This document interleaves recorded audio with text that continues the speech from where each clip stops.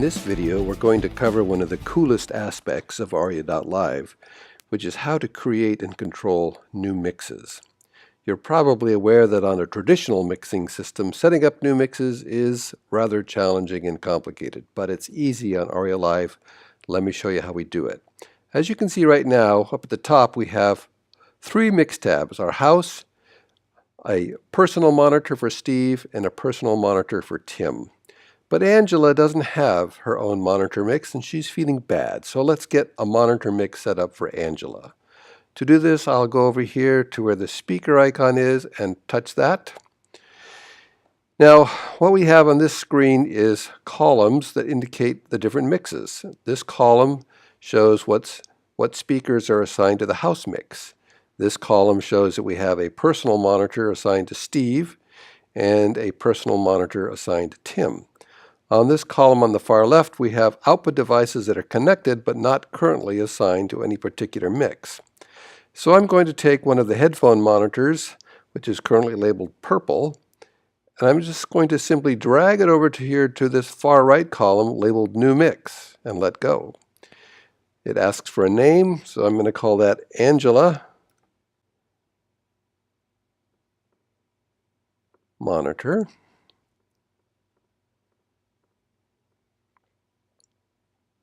Say OK. Now if I go back to the main mixing page, you'll see we have a new mix right here, Angela Monitor. Let's go into that mix. I'm going to open it up by opening the details by touching the speaker cluster. I'm going to change the color because white isn't my favorite color. So how about if we use kind of a reddish color or a yellowish color? Let's go yellow. Yellow sounds good. I'll give Angela a yellow color. I'm going to change the icon to be a headphone icon instead of a speaker cluster. And we'll call that good.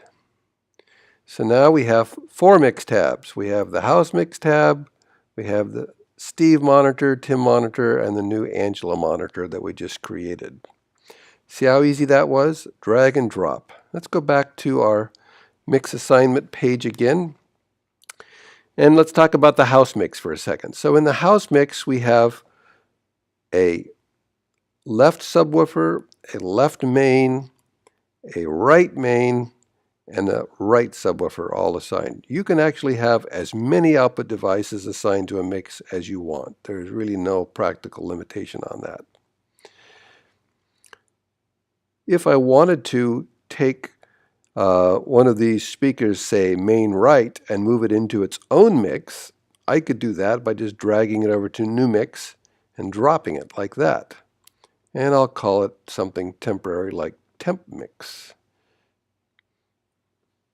And there it is, all by itself over there. And if I go back to the main monitor or main control page, you can see Temp Mix is now showing up. But that's kind of dumb. We don't really want that. So I'm going to drag it back over and put it back where it belonged over there. And now that temporary mix is gone and things are reassigned to their original mix configuration. Very simple and easy to do. Now one of the things that I like to do is to take a personal monitor and connect it up near the front of house position. That's what this one here is labeled FOH blue. If I take that and drag it over here into Steve's monitor mix, now I can hear on my headphones everything that Steve is hearing on his personal monitor. And I can adjust things for him if he would like me to. Likewise, I can just move it over and drop it into Tim's monitor and see what Tim is hearing. Or Angela and see what Angela is hearing. This is a great feature to be able to help performers get a quality mix set up. And if they're a little busy, if their hands aren't free, you can help them make adjustments. But of course, as we'll cover in a moment, they can control their own mix using a smartphone like an iPhone or an iPod.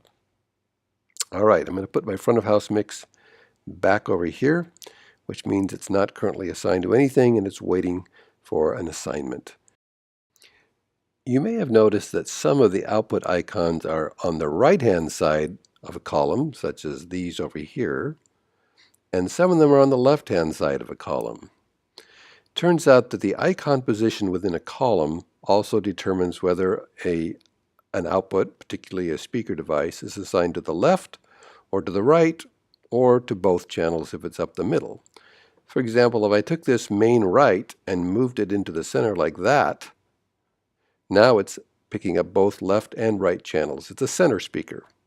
Or I could move it all the way to the left, and even though it's labeled right, now it's only getting the left channel.